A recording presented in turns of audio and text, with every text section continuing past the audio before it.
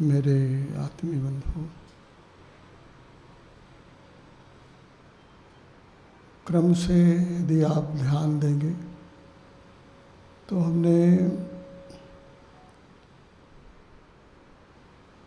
3 पक्षों में, जो पहला हमारा सैद्धांतिक पक्ष रहा, दूसरा साधनात्मक और तीसरा जो जिस पर हम लोगों ने आज चर्चा शुरू की है प्रसारात्मक, तो इन्हीं पक्षों पर हमको विधि से विचार करना रहा।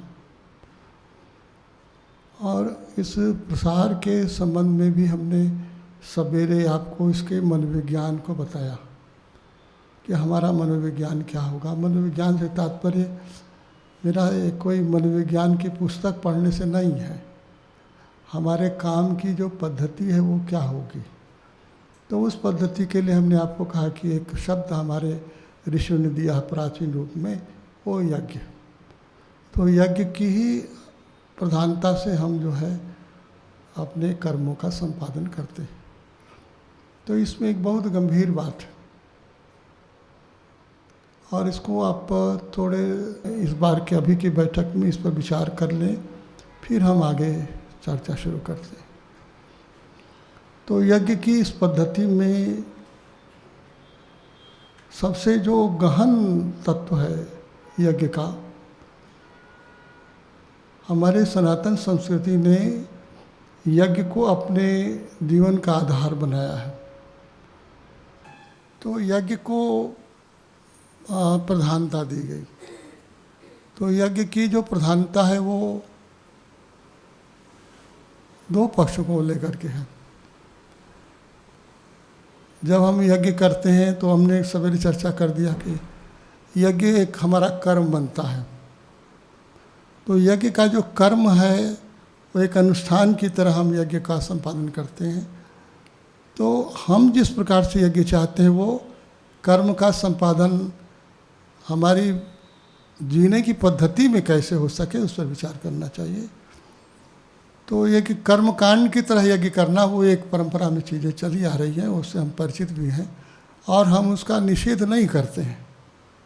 हम जो चर्चा करना चाहते हैं इससे आप पहले दिन हमने बात किया, सवेरे से भी हमने चर्चा शुरू किया है कि ये जो भी हम वार्ता आपसे कर रहे हैं ये नहीं है कि हम सारी दुनिया से अलग कोई ऐसा तत्व बताना चाहते हैं जो सब पर लागू हो सके। लागू सब पर होगा, लेकिन आप शुभारंभ कर रहे हैं इसका। तो जो शेष बचे हुए लोग हैं उनको क्या करेंगे आप, उनके साथ हमारा व्यवहार कैसा होगा। यदि हम इन बातों को समझते हों तो स्वाभाविक बात से हम दूसरे के विरोधी हो जाते हैं। वो बात गलत है, मेरी बात सही है, तो ये पक्ष हमारा नहीं होना चाहिए। बात मेरी बैठती है, क्योंकि हम जो बात कह रहे हैं तो आप यदि समझ पाते हैं तो आप स्वाभाविक रूप से एक गुट में खड़े हो जाना चाहते हैं कि हमारा जो स्वबोध है वो ऐसा है और उनका जो है वो, जैसे हमने हिंदू जीवन के विषय में चर्चा किया, तो हिंदू जीवन को लेकर के जो भी लोग वार्ता कर रहे हैं या जो भी संगठन का तत्व बता रहे हैं या जो भी उनकी मर्यादा है उसकी बात कह रहे हैं, तो वो जैसा हमने सवेरे चर्चा किया कि वो एक प्रकार की पांथिकता है, सांप्रदायिकता है। तो यदि हम उसको नहीं समझ पाते हो, नहीं हम स्वीकार कर पा रहे हो, समझने का मेरा भाव ये है, तो हम उनको गलत कहें, ऐसा करने वालों को हम असिद्ध करें कि वो ठीक नहीं है, ये कहना भी मेरा अपना धर्म नहीं है। मेरी बात बैठती है।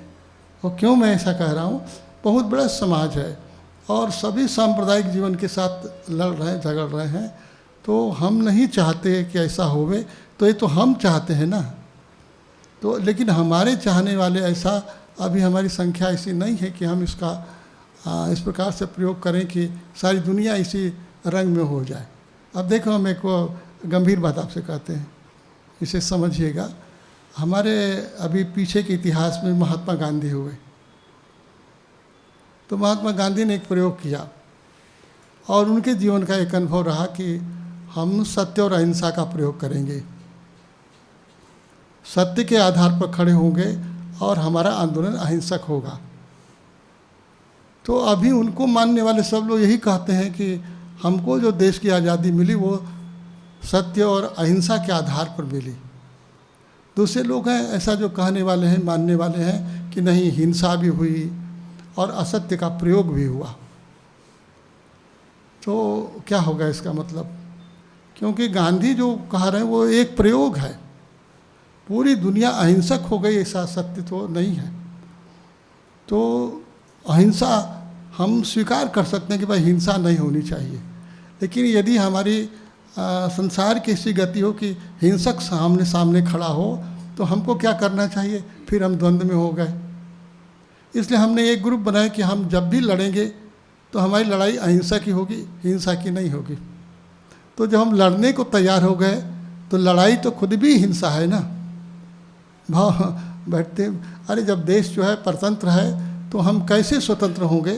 तो जो दूसरा पक्ष है वो बंदूक लेके खड़ा है, हमको क्या करना चाहिए? दूसरे ने कहा कि भाई हम भी बंदूक लेके खड़े हों, तो हो सकता है कि हमारे हाथ में बंदूक न रही हो या हम इसके लायक न रहे हों, फिर भी कुछ लोगों ने जुटाया कि हमारे हाथ में बंदूक होनी चाहिए, वो क्रांतिकारी हो गए। लेकिन गांधी जी ने स्वीकार किया कि ये इन लोगों का रास्ता गलत है, और गांधी जी के स्वीकार करने से कि रास्ता गलत है, अब गांधी को मानने वाले सब लोगों ने कहा कि रास्ता गलत है। पता नहीं वो गलत है कि सही है, लेकिन देश स्वतंत्र हुआ। तो ये आज तक सिला रहे हैं कि हमारी जो स्वतंत्रता मिली वो अहिंसक रूप से मिली, हिंसा नहीं हुई। क्या हमारा देश का विभाजन हुआ, इतने लोग जो है शरणार्थी होकर के भारत में आए। ख्याल करो आप कि 14 अगस्त को पाकिस्तान बना, और पाकिस्तान पहले बना और 15 अगस्त को स्वतंत्रता मिली। स्वतंत्रता देने वालों ने पहले हमको विभाजित किया, पहले सारा मारकाट शुरू, और हम इस दिल्ली में जो है स्वतंत्रता दिवस मना रहे थे, और हमारी जो ट्रेन है वो जो भरी आ रही थी उसमें कितने लोग जो हैं, अब उनका खून ही आता था और क्या जीवित थोड़ा आते थे। इतने लोग आए उधर से, मरे हुए लोग थे। तो जिन लोगों ने ये देखा आज तक वो कहते हैं कि नहीं, ये अहिंसा जो है गलत है, और वो आज तक भी अहिंसा की नीति को स्वीकार नहीं करते। अहिंसा अपने में सत्य होगा, लेकिन ये तो केवल गांधी का प्रयोग था ना, किसी महात्मा का प्रयोग हो सकता है, लेकिन सारी दुनिया का प्रयोग तो ऐसा नहीं हो। आज भी युद्ध चल रहा है, और अब यदि हम बोलें कि नहीं युद्ध से ही युद्ध की शांति होगी, तो ये भी एक पक्ष है। तो एक मेरा कहने का मतलब यही कि जो आप स्वीकार करेंगे, और इसको इस रूप में मत स्वीकार करिए कि हम सारी दुनिया को ज़बरदस्ती मनवाएंगे, वो ऐसा संभव नहीं। यदि होगा भी तो ये आपका ही दोष होगा। हम सत्य बोल करके जिए, ये अच्छी बात है, लेकिन हम सबको बोलें कि तुम सत्य नहीं बोलते हो इसलिए तुम ठीक व्यक्ति नहीं हो, ये तो और भी बेठीक बात है। मेरा आशय क्या है कि हम सत्य बोल सकते हों, हम अहिंसक हो सकते हों, ये मेरा निजी प्रयोग हो सकता है, लेकिन जब हम पूरे समष्टि पर इसको लागू करेंगे तो पूरी समष्टि जो है मेरे हाथों में तो है नहीं ना, न बदल गई है वो। तो ऐसे न बदलने वालों के लिए हम कोई ऐसी बात बोलें कि इन सब लोगों को मानना चाहिए, और नहीं मानेंगे। देखो गांधी जी को अंत में क्या हुआ, गांधी जी ने कहा था कि जब पाकिस्तान बनेगा तो मेरी लाश पर जो है वो पाकिस्तान की नींव बनेगी। तो बोलो ऐसा हुआ, ऐसा हुआ। मतलब ये कि पाकिस्तान बनने के लिए हमको मर जाना पड़ेगा। तो गांधी मरे, बाद में मर गए, लेकिन पाकिस्तान तो बन गया। लेकिन गांधी के लोगों ने स्वीकार किया कि हाँ, गांधी जब ऐसा बोलते हैं तो सही बोलते हैं। तो गांधी जी बोलते तो रहे, सही बोले होंगे, अपना उनका अनुभव रहा होगा, पूरे समाज का ऐसा अनुभव नहीं था। मैं कहना क्या चाहता हूँ कि मैं जो आपको बताना चाहता हूँ, आप भी ऐसी गलती नहीं करेंगे मेरे साथ, क्योंकि मैं ऐसी बात नहीं कह रहा हूँ। मैं वो बात कह रहा हूँ कि हमारा हिंदू समाज जो असंगठित है उसको संगठित करने के लिए जो लोग प्रयास कर रहे हैं, शिक्षित करने के लिए जो प्रयास कर रहे हैं, हम उन प्रयासों के विरोधी नहीं हैं। मेरी बात बैठती है आपको? मेरा ज्ञान लोगों तक पहुँचे इसका हम प्रयास करेंगे, लेकिन जो लोग नहीं समझते हैं हम उनके विरोधी नहीं हैं। क्योंकि क्या होगा यदि हम ऐसा करेंगे तो हिंदू समाज जैसे बच सकता है, हम उसको न बचने की ओर खड़ा करेंगे। क्योंकि हो सकता है कि अभी बांग्लादेश में जो हो रहा है, जो घटनाएं हो रही हैं, जो आप टीवी में देख रहे होंगे, तो वहाँ जो कुछ हो रहा है उसमें लोग खड़े हो रहे हैं कि नहीं, हम कैसे हिंदू समाज को बचा सकें, संगठित कर सकें और युद्ध भी करेंगे। तो आप क्या करेंगे? या तो आप इस ख्याल में हो जाएं कि हाँ हाँ बड़ा अच्छा हो रहा है, एक ऐसा वर्ग पैदा होगा, लेकिन एक ऐसा वर्ग होगा, अरे ये तो सब ठीक बात नहीं है, कैसे होना चाहिए। लेकिन उसका परिणाम क्या होगा? यदि आप बोलेंगे कि ठीक नहीं है, तो यहाँ के मुसलमान का क्या होगा, यहाँ के हिंदू का क्या होगा? यदि भारत में भी इसी प्रकार से हिंदुओं के बीच में होवे, नेपाल में होवे, तो फिर क्या होगा? दुनिया में होवे तो क्या होगा? तो कुछ लोगों के सामने जो कुछ रास्ता है, उन रास्तों के आप विरोधी ना होंगे, ये मेरा निवेदन है। फिर मैं अपनी बात सुनाता हूँ, मेरी बात बैठती है। ऐसा न करें कि हम खुद घेरे में खड़े हो जाएं कि हम जो है हमारे अपनी जाति को ही नष्ट करने वाले हम स्वयं ही हो जाएं। ऐसा नहीं होना चाहिए। तो हम अपने सबूत का ज्ञान देंगे, प्रसार करेंगे और हम वहाँ पर ले जाएंगे। देखिए मेरी मूल बात क्या है, जो यज्ञ की विधि है वो उसको ही मैं समझाना चाहता हूँ आपको। यज्ञ की जो विधि है वो पूरी दुनिया में लागू नहीं हुई और स्वतः जो है हिंदू समाज में भी लागू नहीं है। यज्ञ की विधि का एक पक्ष है जो क्रिया में होता है कि हम जो है आहुति देते हैं, ये पक्ष स्वीकार है। महात्मा बुद्ध जो है वो नहीं स्वीकार करते, जैन धर्म स्वीकार नहीं करता कि यज्ञ होना चाहिए। यज्ञ होगा तो देवताओं को स्वीकार करना पड़ेगा, ऐसे कर्मकांड को स्वीकार करना पड़ेगा। लेकिन इसको जो नहीं स्वीकारता है वो, अब प्रश्न आएगा कि फिर तब बुद्ध जो है हिंदू है कि नहीं है, बौद्ध हिंदू हैं, महावीर स्वामी के जैन धर्म के लोग हिंदू हैं कि नहीं, ये जो हमारा सिख समाज है वो हिंदू है कि नहीं। तो यदि हम यज्ञ को आधार बनाएंगे कि जो कर्मकांड करता हो वो हिंदू है, इसलिए हिंदू की परिभाषा कोई स्पष्ट नहीं हो सकी आज तक कि कौन है जो कि हिंदू होगा। तो हम आपको जो चर्चा करना चाहते हैं वो ये बिंदु पर आप ध्यान दीजिए। सवेरे मैंने चर्चा किया कि जब हम यज्ञ करते हैं तो हम बोलते हैं कि ये आहुति है उसी देव के लिए, ये मेरे लिए नहीं है। ये हमारा समाज करता होता तो याद रहता, लेकिन जो सचमुच में यज्ञ करता है और इसके जो पुरोहित है वो बताते हैं कि इदम न मम, मेरे लिए नहीं। मतलब हम ये बताना चाहते हैं कि यज्ञ दो प्रकार का होगा। और पहले प्रकार का यज्ञ कैसा होगा? जो इदम न मम को नहीं जानता, लेकिन क्योंकि भाई आप संकल्प करते हैं कि मैं यज्ञ करूँगा, किसके लिए? मेरे घर में संतान होनी चाहिए, है ना, मेरे घर में ऐसा होना चाहिए। आपके संकल्प के आधार पर आपका यज्ञ होता है। इसको हमारी परंपरा ने सकाम कर्म कहा। ये सब जो है सकाम कर्म करने वाले हैं। तो यज्ञ जो है सकाम करने वालों के लिए होता है, ये एक व्यवस्था बन गई। और ऐसा कर्म जो करे, जो निष्काम करे, तो क्या होगा? तो निष्काम यदि करेंगे तो कर्म का फल मिलेगा आपको। आप यज्ञ करेंगे तो उसका फल तो मिलेगा, लेकिन मेरे लिए नहीं मिले, परमात्मा के लिए हो, समष्टि के लिए हो। ऐसा करने वाले भी निष्काम कर्मी होते हैं। कर्म का फल जो है परमात्मा के हाथों में है, मेरे हाथों में नहीं है।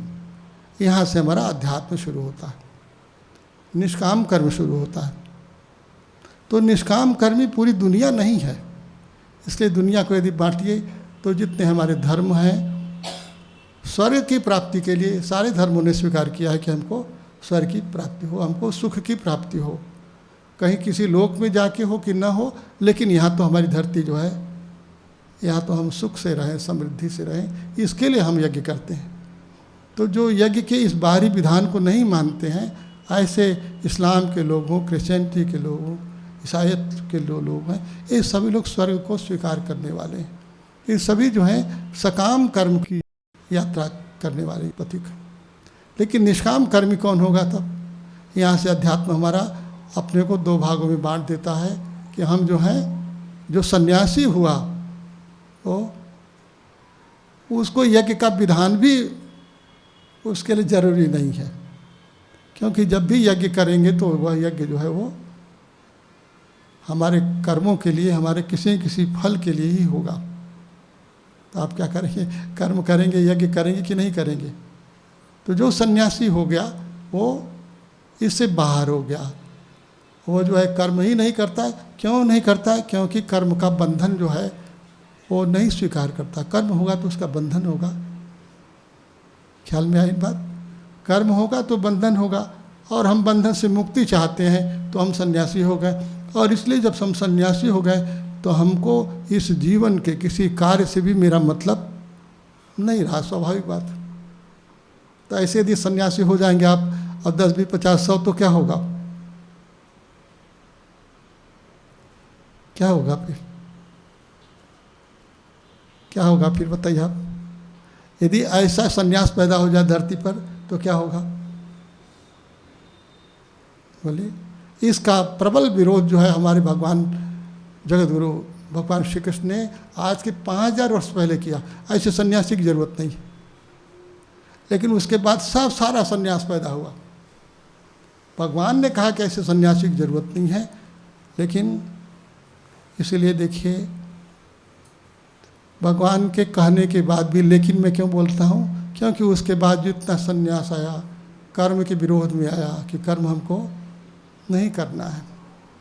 और यदि देखिए बुद्ध के सन्यासी क्या करते हैं? बोले धनुष बाण लेकर के लड़ाई करते हैं, युद्ध करते हैं। महावीर के लोग क्या करते हैं? हमारे भगवान शंकराचार्य के सन्यासी क्या करते हैं? कहीं भाई आराम गंगा जी किनार पर कहीं से तट में बैठेंगे, आराम से, आराम कहीं चाहे विश्राम कहीं, चाहे अब वो कष्ट में हो कि दुख में हो, वो तपस्या में ही होते हैं, भगवान के ध्यान के क्रम में होते हैं, आराधना में होते हैं, उपासना में, जो भी नाम दीजिए आप, लेकिन वो कर्म के प्रत्यक्ष सम्रांगण में नहीं खड़ा होते। लेकिन भगवान ने कहा कि अर्जुन तुम कर्म के सम्रांगण में खड़ा हो। तो स्वबोध का जो ज्ञान है वो कहाँ पर ले जाएंगे हमको? इस ज्ञान को यदि हम स्वीकार करते हैं तो हम कर्म का निषेध नहीं करेंगे। यज्ञ तो हम करेंगे, यज्ञ हमारे जीवन की विधा में होगा, लेकिन कैसी विधा होगी हमारी? कि सारे संसार से हम मिल करके बने हुए हैं, और जो हमारा फूल खिला हुआ है इसकी सुगंध सारे संसार में जानी चाहिए। सबसे लेकर के हमने अपने को विकसित किया है, तो जो हमने पाया है ये सारे संसार तक जाना चाहिए, तब तो संन्यास फलित होगा। और नहीं तो फिर इस दिशा में जिसकी यात्रा होनी शुरू होगी कि हमको मुक्ति चाहिए। देखो विचित्र बात है, ये हमारा पूरा देश मुक्ति चाहता है ना, हमारे सारे गुरु बता रहे हैं कि मुक्ति चाहिए, और सारे मुक्त जो है लोग क्या करते होंगे? आप अनजाने ही धीरे धीरे मुक्ति की राह पर चलते कर्म को छोड़ते जाएंगे। एक जगह ऐसा आ जाएगा, इस जगह पहुंच जाते हैं आप कि न तो मैं कर्म करूंगा न मैं बंधन में रहूंगा। आपको तो साहस जुटाना है कि मैं कर्म करूंगा और बंधन में नहीं रहूंगा। होना तो चाहिए, ऐसा होना चाहिए कि नहीं? और भगवान ने ही कहा, अर्जुन को भी समस्या थी कि आप जो मुझे कहते हैं कि लड़ो और युद्ध करो, तो आप चाहते हैं कि हम बंधन में रहें, हमको मुक्त कहाँ होना है, हम मुक्त हो ही नहीं पाएंगे। भगवान ने कहा कि नहीं, ऐसा नहीं। देखो यदि तुम अपने आत्म तत्व को जानोगे तो समझ जाओगे। इसलिए अब हम जो आपसे कहना चाहते हैं वो ये, यदि आप साधक हो, अभी तो इसमें बहुत लोग साधक नहीं हो, इसलिए मैंने ये शिविर उन लोगों के लिए नहीं रखा कि जो साधक नहीं है वो शिविर में न आवे, क्योंकि उसके लिए कक्षा ये नहीं है ना। शिविर तो इसलिए आज हमने बुलाया आपको कि जो इस साधना को जान रहा हो और आगे इस कार्य को करने वाला हो, ऐसा निष्काम कर्मयोगी, ऐसा सन्यासी चाहिए जो कर्म के सम्रांगण में जूझना चाहता हो, मरना चाहता हो, मिटना चाहता हो, जिसके भीतर ये ज्योति जाग गई हो कि कर्म मुझे बांध नहीं सकता है। और सचमुच में यदि यह ज्ञान कल सब तक पहुंच जाए कि कर्म जो है वो बंधन का देने वाला नहीं है। बंधन कब होता है? देखो भगवान ने बताया, बहुत अच्छी बात बता दिया प्रभु ने कि बंधन कब होता है, लेकिन इसका उल्टा आप समझोगे। सन्यासी नहीं होगे, लेकिन आप समझोगे मैं गैया बांध रहा हूँ, अपना घर का काम कर रहा हूँ, सानी भूसा सब मैं कर रहा हूँ और मैं कर्म के बंधन से बाहर हूँ। इसका दुरुपयोग आप कर सकते हो। इसलिए इस ज्ञान की गोपनीयता हो गई। देखो, आप भी कहते हो कि हम सन्यासी तो नहीं होंगे, और लेकिन इस ज्ञान का तो हम उपयोग करेंगे। कैसे करेंगे? अपना जो भी कर्म है वो करेंगे और हम अनासक्त रहेंगे। कर्म का फल तो प्रभु देने वाला है। ऐसा कह करके करोगे आप अपना ही कर्म, अपने मन का ही कर्म करोगे, तो जानो आप अपने मन का कर्म करोगे तो आपको इसका फल आपको ही भोगना होगा। कर्म तो जब प्रभु की ओर से होगा तब आप निष्काम कर्मी होगे और कर्म के बंधन से बाहर होगे। तो कर्म की यही युक्ति है। जब आप बोलोगे कि प्रभु मैं एक जो कर्म कर रहा हूँ अपने लिए नहीं, परमात्मा के लिए कर रहा हूँ। इसलिए देखो, इस धरती पर मैंने आपसे कहा कि हमारा गुरु कौन है, हमारा गुरु कौन होगा। आप कभी कभी बोलते हैं तो मैं अपने गुरुदेव के लिए करता हूँ, तो आप सोचते हो कि मेरा गुरुदेव कोई तो एक मानव होगा, एक आदमी होगा। इसलिए मैंने कहा कि ये भी बात सही नहीं है। इसी में संप्रदाय बनते हैं, इसी में संगठन बनते हैं, पंथ बनते हैं, और गुरुओं के नाम पर भी फिर एक समाज बनता है, मेरा गुरु, इनका गुरु, उनका गुरु। इसलिए मैंने कहा कि गुरु तो परमात्मा ही होगा। और हमारा शास्त्र जो है, यदि गंभीरता से आप जानो तो परमात्मा को समर्पित होकर के यदि मेरा कर्म होगा तभी हम बाहर हो पाएंगे। और कब होगा? जब हमारा गुरु परमात्मा होगा। और हमारे गुरु, अब फिर तो आप बोलो तो मुझे गुरु की कोई ज़रूरत नहीं।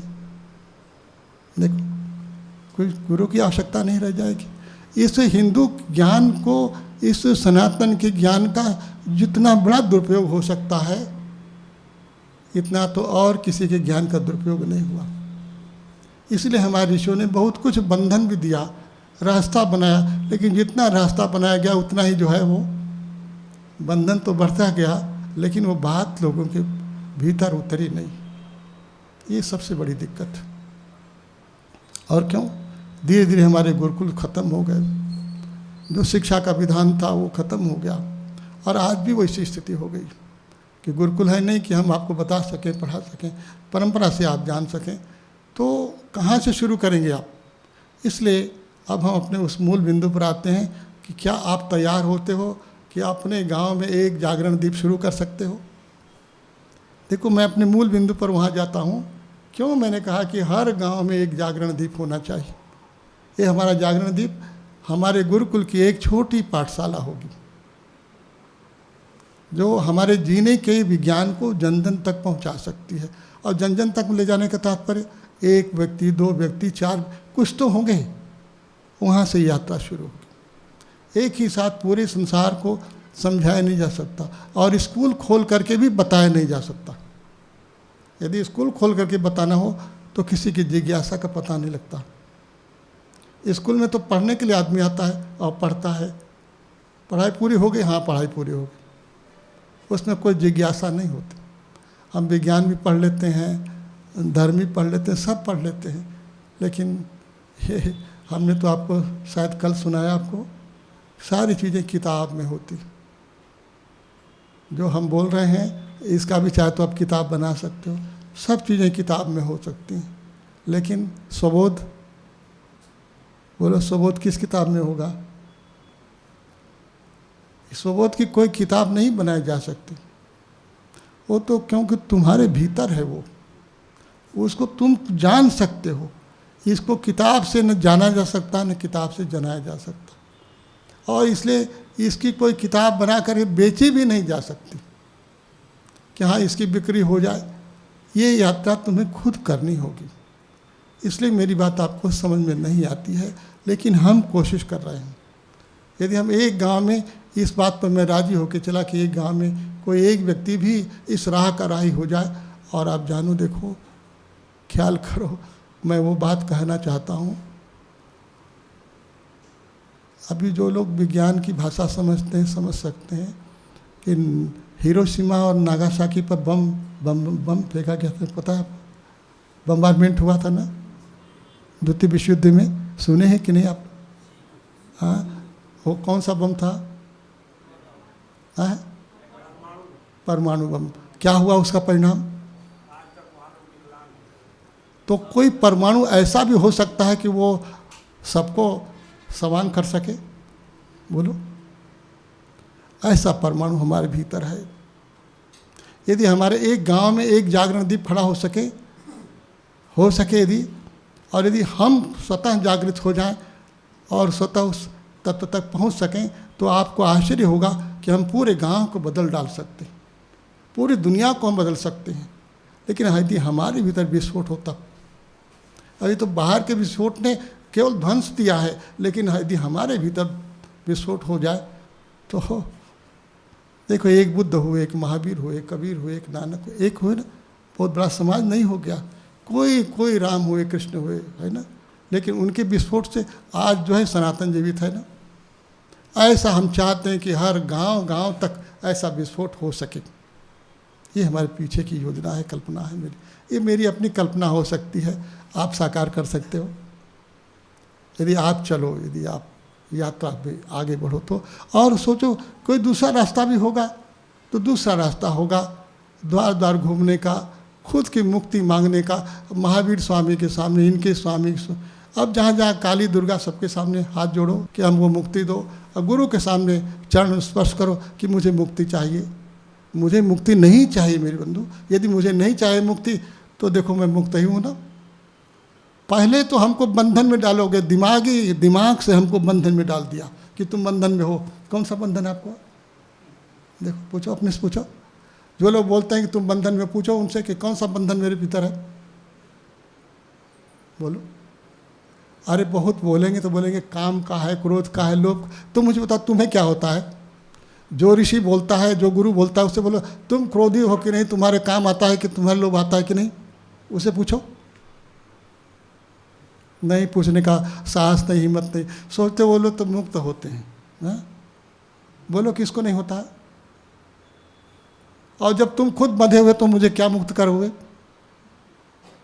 बोलो। नहीं, मेरी बात बैठती है।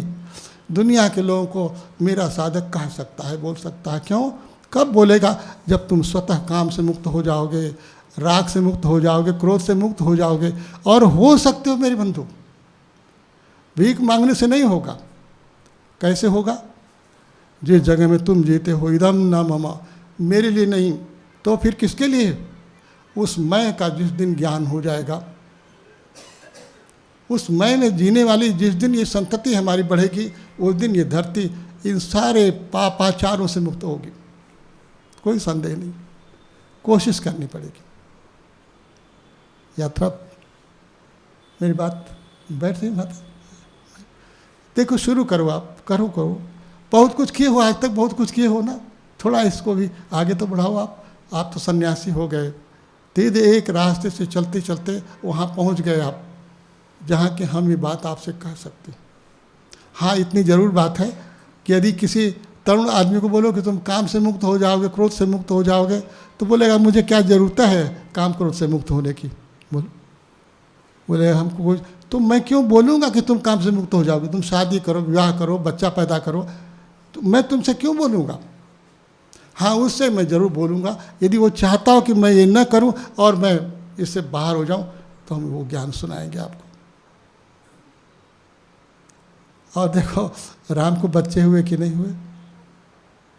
कृष्ण को बच्चे हुए कि नहीं हुए? तुम्हारे भी बच्चे हो सकते हैं यदि उसकी इच्छा रहेगी, उसके अनुसार चलना है। तो यदि वो तुम्हारे घर में 2-4 संतति देगा तो दे देना, हमको उसके भी क्या इतराज है।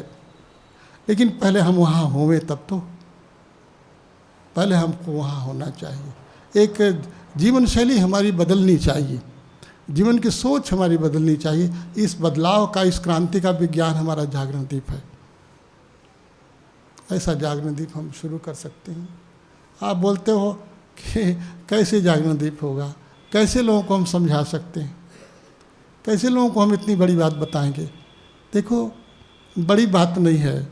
मैं आपसे केवल कहूँगा, मैंने एक प्रयोग शुरू किया, और जब मैं छोटा था, हमारे पास, देखो आप तो जानते हो, मेरे पास रहने की जगह नहीं थी, तो माता जी जानते हैं हम कैसे पढ़े लिखे, कैसे भीख मांग करके खाए पिए, कुछ मेरे पास जगह नहीं थी।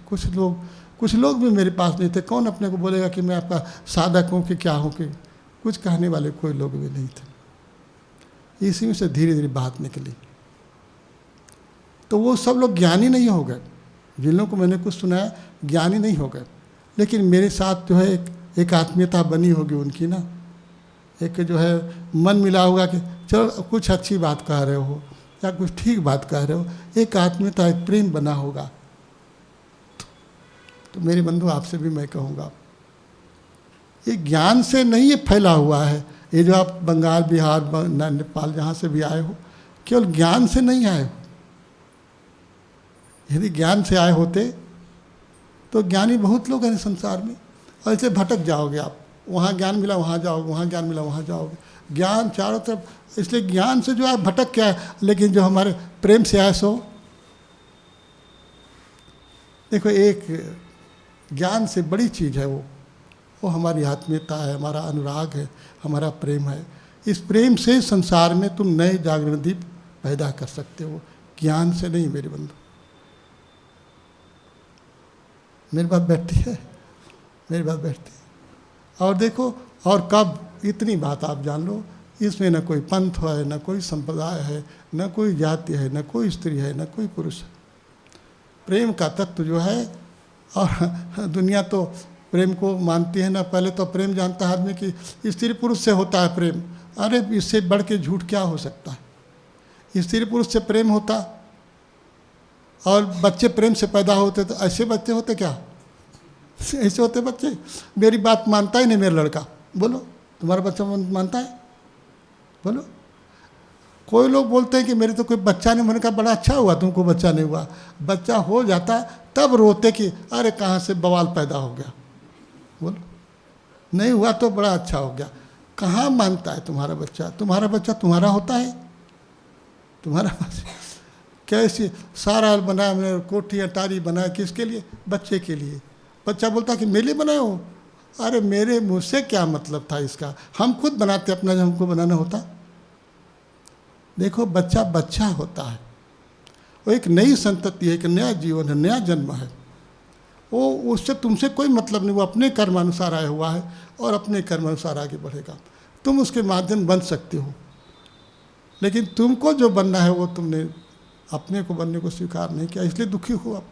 भगवान कृष्ण के बच्चों ने बात मान लिया। अरे तुम लोगों को पता ही नहीं कि जिस दिन भगवान चले जा रहे थे अकेले, वो दिन का याद करो, अकेले जा रहे थे, अंतिम समय आ गया है। बुढ़ौती आई होगी कि नहीं आई होगी उनको? 125 वर्ष तक जिए थे, बताते हैं लोग। जीवन के ऐसे समय में तो बुढ़ौती तो आई गई होगी ना, कि नहीं आई होगी? आप भले कहते हो कि वो 16 बरस के ही रहे, 16 बरस के ही रहे। भगवान थे तो जैसे रहे वैसे ही रहे, और थे को अकेले उदास चले जा रहे थे। कहाँ जा रहे थे? इसी समाज से देख के, उसी समाज को उनके सामने उनके ही लड़कों ने कैसा कैसा कृत्य किया। पढ़े नहीं हो क्या आप? कौन पिता उदास नहीं हो जाएगा? जो भगवान सारे संसार को समझा सकते थे, बता सकते थे, अपने लड़कों को नहीं बताए। वो नहीं बताए। सारा जो है यदुवंश नष्ट हो गया, आपस में लड़ करके मर गए। भगवान निराश नहीं होंगे क्या मेरे बंधु? भगवान भी जा रहे। वो कौन, वो कहाँ बहलिया जो है, कहते हैं कौन बहलिया रहा होगा कि उनका ही कोई व्यक्ति रहा होगा। देखो कोई तो उनको जानने वाला रहा होगा, लेकिन उसने जाना नहीं। उसको लगा कि ये पाँव दिखाई देता रहा होगा, सोचा होगा कि कोई हिरन है। उसने एक तीर मार दिया, पाँव में लग गया। भगवान ने कहा कि तुमको घबराने की बात नहीं, मेरे जाने का समय आ गया। और मैं केवल इतना ही बताना चाहता हूँ, जब भगवान गए उनके साथ में कितने लोग थे मुझे बताओ। उनका सारा कुल खानदान, सारे लोग कहाँ लोग थे? कथा नहीं सुने, नहीं पढ़े? केवल अकेले थे ना। वो बाण लग गया पाँव में और बस हमको जाना है। उनका जो एक सारथी, उससे उन्होंने कहा, उससे जो बात किया उन्होंने, बस बात किया।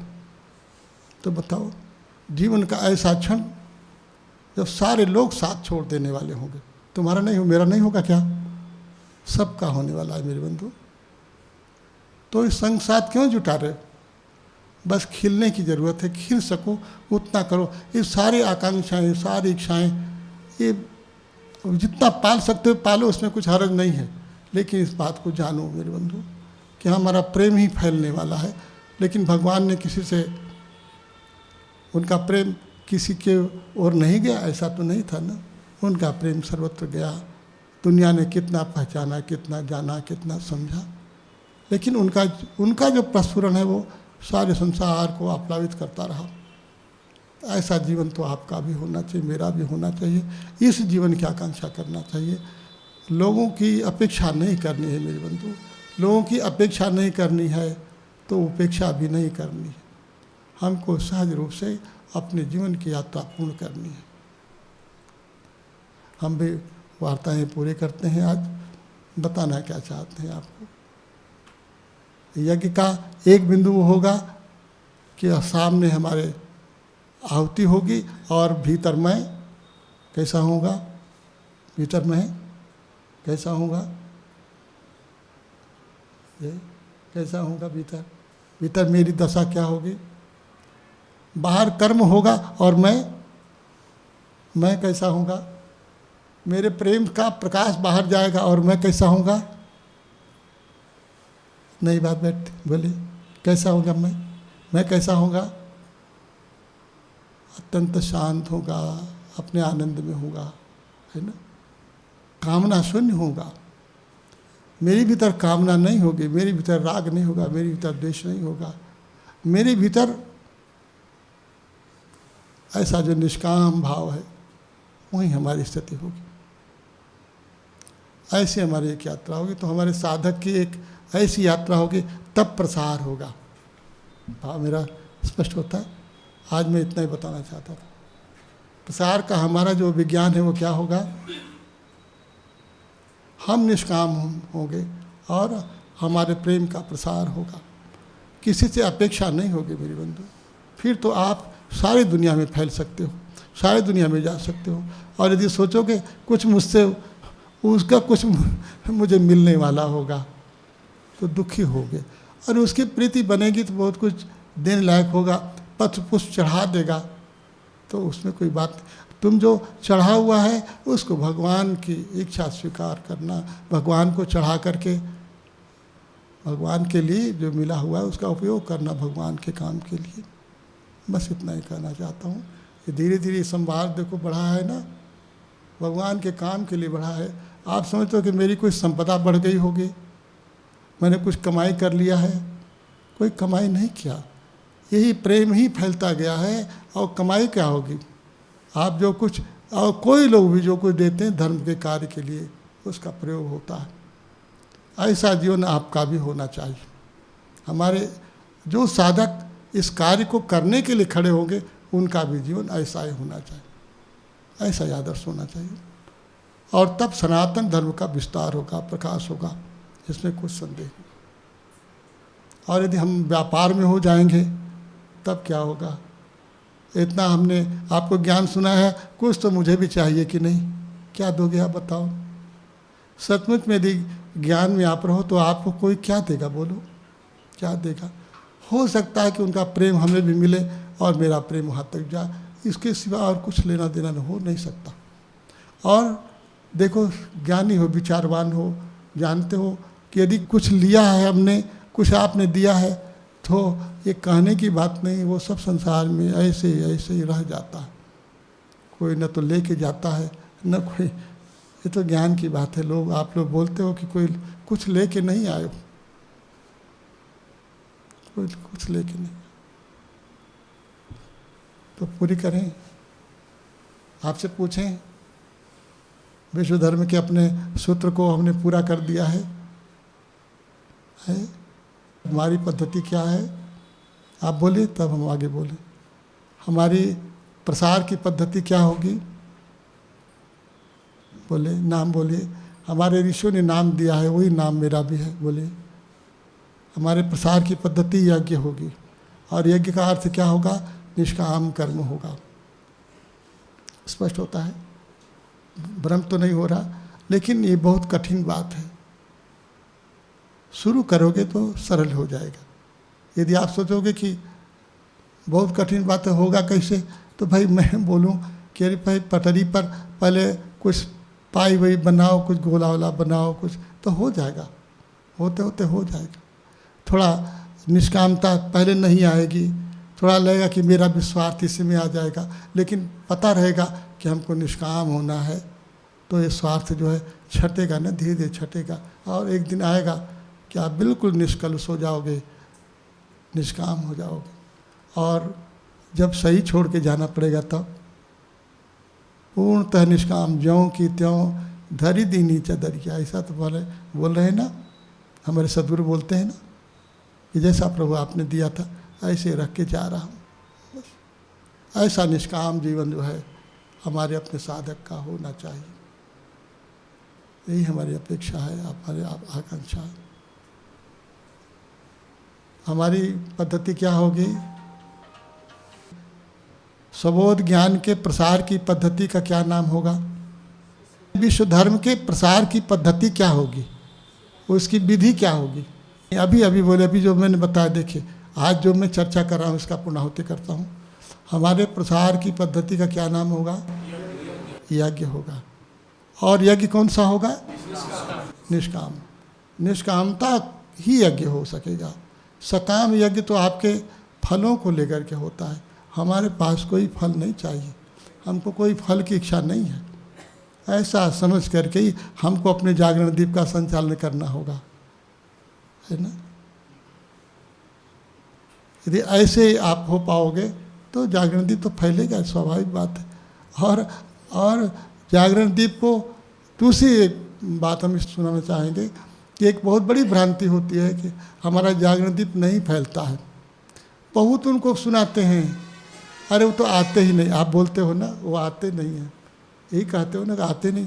तो आते नहीं मतलब क्यों? आप थक भी गए हो कि उनको मैंने बहुत बुलाया। कितनी बार बुलाए थे, कितना जोड़े हो, क्या डायरी में लिखे हो? हम तो कहेंगे कि यदि उसी रास्ते से जा रहे हो तो मिल जाते हैं, तो बोली तो ना कि चलो ना मेरे साथ। नहीं मिलते हो, नहीं आते हो, तो तुम रंज मत होना, दुखित मत होना। देखो इतने दिनों से मैं तो बोल रहा हूँ तुम्हें, मैं दुखित हूँ क्या? तुम कितना समझते हो? देखो हमारे नेपाल के लोग आए हैं ना, देखो मैं कब से गया हूँ नेपाल, बोलो हमको समझे क्या? बोलो नेपाल में हमारा कितना जागरण दीप आया। हमको ख्याल है कि जब शुरू में जब मैं गया था तब जो है वो नदी में नहाते थे हम लोग, तो बोलते थे कि ये मैची से महाकाल तक जाएंगी, उसी नदी से लेकर के मैची से महाकाल तक जाने के लिए ये नदी, और वहाँ तक पहुँचेंगी महाकाल तक। ये 14 अंचल में हम घूमेंगे। कहाँ गया? एक अंचल मैची से पार नहीं कर पाए। मैची में भी सिमटते झापा में, दूल्हाबारी में, बस उसी बारी में बैठे हुए, बारी से बाहर नहीं हुए। लेकिन हम नाराज हो गए क्या? आज भी कहता हूँ कि आज भी सोचता हूँ कि 14 अंचल में जाना है मुझे। भाव तो रखो, तुम जाने के लिए कोशिश तो करो, व्यवहार तो करो। तुम तो भूल गए, बोलते बस अब कौन चाहता है, कौन आता है। बल्कि आप कहते हो जिसको ज़रूरत होगी वो आएगा। तुम्हें भूल जाना चाहिए। भूल गए हो आप भगवान कृष्ण को, अपनी गीता। तुम शायद तुम्हें आश्चर्य लगेगा, आप सोचो कि अर्जुन को सुना दी भगवान, बस बात खत्म हो गई। भगवान को अपनी गीता सुनाने के लिए क्या करना पड़ा होगा? कम से कम उस समय भी कितने केंद्र बने होंगे कि भगवान का संदेश जनव्यापी हो सके? नहीं पता है आपको। जानने वालों, समझाने वालों ने समझाया है कि कई केंद्र बने, कम से कम 200 से अधिक केंद्र तो उस समय काम कर रहे थे। सुदामा का एक केंद्र ख्याल करो, सुदामा की जो धर्म पत्नी, उन्होंने एक ऐसा गुरुकुल शुरू किया। देखो महिला थी, सबसे पहला महिला गुरुकुल उन्होंने शुरू किया था। ऐसा पहला गुरुकुल शुरू हुआ। उन्होंने शुरू करो ना। आप तो थक गए हो, हार गए हो, अब क्या करें? एक ईसाई को खोजो, अपने धर्म को प्रसार करने के लिए क्या करता है? यहाँ तुमने सूली पर चढ़ाया था, यहाँ क्या ईसा को? ईसा कहाँ थे? और आज जो है नेपाल से लेके सब जहाँ चारों तरफ खोजो, कहाँ ईसाई नहीं है? बोलो मोहम्मद साहब कहाँ थे? खोजो, कहाँ उनके लोग नहीं हैं। लेकिन आप अपने से पूछो, हमारे ईश्वर ने, हमारे राम ने, हमारे कृष्ण ने जो हमारे साथ तप किया, हम लोग रामलीला करते हैं, कृष्ण लीला करते हैं, तुम लीला करते हो, है ना, लीला गान करते हो, उनके ज्ञान का प्रसार नहीं करते, उनकी संतति का प्रकाश लोगों तक नहीं ले जाते। काम कैसे होगा मेरे बंधु? तुम्हारे गुरुकुल घटते घटते घटते घटते। तो देखो, मैं आज जो ये शिविर कर रहा हूँ आपके लिए, तो आप जानो तो मैं निराश भी हूँ और बड़ी आशा वाला भी हूँ। निराश ये हूँ कि हमने वो कमी आपकी पूरी नहीं मैं कर पाया। धन की आकांक्षा से ये कार्य नष्ट हो गया, ये बहुत बड़ी दुखद बात है। और आप बोलते हो कि सनातन धर्म विजयी होगा, दुनिया में जाएगा, नहीं जाएगा मेरे बंधु। हाँ, पंथ बन करके जा सकते हो। पंथ, एक मौलवी पैसा लेता है, ख्याल करो, एक पादरी पैसा लेता है, ख्याल करो, एक हम सन्यासी, हमारा जो कुछ उसको मिलता है वो खाता है, इतना ही करता है, इतना ही करता। तो खाने खिलाने वाले जो लोग हैं उनका विद्यालय चल रहा है, उनका शिक्षालय चल रहा है। और हमारा हिंदू समाज, ये हिंदू समाज हमारा ज्ञान नहीं जानता है, इसलिए ज्ञानी बनाइए। हमने एक संकल्प किया, ये 80 से शुरू किया था ये विचार। हम तो उस सारी यात्राओं में रहे हुए हैं, ऐसा नहीं कि मैं अनजाना होकर के कह रहा हूँ, लेकिन इस हिंदू को इस ज्ञान की ज़रूरत है, अपने सत्व की ज़रूरत है, अपने हिंदुत्व को समझने की ज़रूरत है।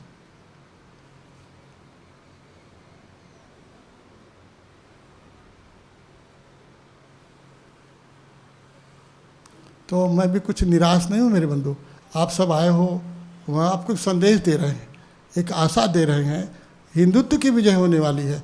आने वाले भविष्य में हिंदू जागने वाला है। हिंदू का भविष्य है, क्यों है? क्योंकि हिंदू के पास वो ज्ञान है जो सनातन है, जो युग युग से चला रहा है। तो इसलिए मैंने शुरुआत की बात कि जो इस ज्ञान को नहीं जानता है, लेकिन हिंदू तो कहता है अपने को, हिंदू नाम से भी जानने वाला, हिंदू नाम से भी जीने वाले आदमी का समर्थन करना। आप, हम ज्ञानी हो गए हैं तो उनको अज्ञानी कह करके उनकी उपेक्षा मत करना। आप, बस इतना ही कहना चाहता। आज मैं समारोह ही पूर्ण कर दूँगा और हम ज्ञान की कोशिश करेंगे कि हर घर तक के ज्ञान पहुँचे कि देह जो है वो हिंदू नहीं है मेरे प्यारे। देह के भीतर रहने वाला जो है वो हिंदू है और उस हिंदुत्व को जगाना है। इस सबोध का अभियान है। क्यों नहीं फैलेगा हमारा जागरण दीप? हमको प्रीति से हर घर जाना चाहिए, मिलना चाहिए, लेन देन हमारे प्रेम का होना चाहिए। यदि यह बात बैठती हो तो मेरे बंधु फिर कुछ भी देखो, हम खुद नहीं गए। देखो, माता जी ने बम्बई का आश्रम में बहुत बार, मैं माता जी के साथ में ही गया था बम्बई, लेकिन शुरू के दिनों में बहुत बार मैं गया हूँ और मैं वो नहीं जान पाया कि कहाँ हमको आश्रम लेना चाहिए, क्या करना चाहिए। लेकिन माता जी गई तो आश्रम भी मिला और रजिस्ट्री भी, सब कुछ करा दिया उन्होंने। आप भी तो कर सकते हो ना। आप सोचो कि मैं जाऊंगा तब होगा, ऐसा नहीं होता, आप कर सकते हो। इसलिए मैं बता रहा हूँ कि आपके पास सामर्थ्य है। अरे कहते हैं ना कि भगवान के नाम से तो पत्थर जो है तैर रहे थे ना, तो पत्थर तैराओ ना आप, पत्थर तैराओ, पत्थर तैराने का काम शुरू करो आप। बस निष्काम हो करके जीना होगा और ये जागरण दीप फैलेगा, इसमें संदेह नहीं। आपको एक योग्यता चाहिए, बस निराश नहीं होना है और एक आशा, इस ज्योति की आशा बनाए रखो आप। और ये सोचो कि ये इतनी कोई बड़ी बात नहीं है, बड़ी बात है मेरे बंधु। ये बात जो सोचते हो कि ये ज्ञान बहुत, इस ज्ञान में क्या रखा है। इसलिए मैंने सुना है कि दुनिया की बहुत बड़ी आबादी है, लेकिन सब देह में जीने वाले लोग हैं, इसलिए सब मरने वाले हैं मेरे बंधु। तुम बड़ा जप तप करते हो, बहुत कुछ करते हो, तुम्हारे गुरु जो बताते होंगे वो सब लोग बताने वाले हैं, लेकिन हम तो बताते हैं ये देह तुम नहीं हो। देह का जो हमारा जो अटैचमेंट है वो टूट जाएगा ना, देह तो हम नहीं रहेंगे। जिस दिन ये सबोध आपको सही पता होगा, उस दिन देखो अब तुम्हें कौन सी मुक्ति चाहिए, कौन सा अमृत चाहिए। लेकिन इसको साधोगे तभी तो, जो शब्दों को सुन करके यदि शब्दों के साथ जी नहीं सकते हो तो ये ज्ञान जो है पुस्तकीय ज्ञान हो जाएगा, और तुम्हारे भीतर जो जाएगा वो जो सबूत वो किसी पुस्तक में नहीं होगा, तुम्हारा अपना होगा, और वही तुम हो, सचमुच में वही तुम हो, न जन्मे हो न उसकी मृत्यु होने वाली है। ऐसा जो हमारा अमर तत्व है उस अमर तत्व में निवास करो, फिर देखो ये जागरण दीप फैलता है, फैलेगा। तो चलते चलते पूछ लेता हूँ, सवेरे जब चर्चा हुई थी हमारे विश्व धर्म के 9 एकात्मक सूत्र कौन कौन। अब देखो इसमें हमने दिन में बताया आपको, उस एक का स्मरण होना चाहिए। एक शब्द है कि वो एक ही है, वो एक कौन, वो एक कौन, बताओ वो एक कौन, जो किसी किताब में नहीं है, वो एक कौन, न बाइबल में, न कुरान में, न गीता में, न राम, वो एक कौन बोले, वो सब शब्द में न होगा, और ये निःशब्द है ना, वो एक कौन है। देखो लोग मुझसे पूछते हैं इसमें लिखा तो है कि एक ही है, लेकिन वो है क्या, बोलते हैं कि सब धर्म एक ही है, तो वो एक का, अब मैं बता रहा हूँ आपको कि वो एक कौन, वो एक, हाँ इसे जानने के लिए, इसलिए मैं जना रहा हूँ कि वो एक कौन, वो एक कौन जो तुम्हारे भीतर, और यदि उसे एक पठारोगे तो सब एक ही होगा, वो दो होगा ही नहीं, तुम्हारा और मेरा और इनका और उनका और उनका, भगवान का, राम का, कृष्ण का, सबका, वो जो एक है वो एक ही होगा, दो नहीं होगा। आने वाला, जाने वाला, रहने वाला, देखो मरने वाला, जीने वाला, वो एक ही होगा और एक ही रहेगा। इस एकत्व में जो हो जाता है, अब क्या बोलोगे आप, क्या बोलोगे, क्या नहीं बोल सकते हो, ऐसा परम मौन वही एक ही है मेरे बंधु। उसी में एक होकर के या तो तुम आंख बंद करके बैठ जाओ या आंख खोल करके संसार में जियो। हमारे गुरुदेव आंख बंद करके बैठे तो ऐसा लोग जानते हैं, लेकिन हमारे गुरुदेव ने कहा आंख खोल करके लोगों के पास जाओ, नहीं, जब हम एक ही हैं तो हम तो एक ही हैं ही हैं, इसमें कौन बात है, इसमें कौन द्वंद है, सारी दुनिया में जा सकते हो आप। और फिर किसको समझाओगे, जिसको समझाओगे वो भी तो एक ही होगा ना, तो फिर प्रेम ले आना पड़ेगा क्या, प्रेम कहीं से ले आओगे, बोलते तो प्रेम करना होगा, अरे करना मरना सब बेकार है, करना, प्रेम ही ऐसी चीज़ है जो की नहीं जाती ना, प्रेम करने की चीज़ नहीं होती, प्रेम जागता ही है ना, प्रेम में है ही हो तुम, जो चीज़ें हैं वो तुम्हारे प्रेम को बाधित कर दिए, नहीं तो तुम प्रेम में ही हो, और प्रेम का ही विस्तार होगा, ये प्रेम का ही संसार है, ये संसार परमात्मा ने अपने प्रेम से बनाया मेरे बंधु।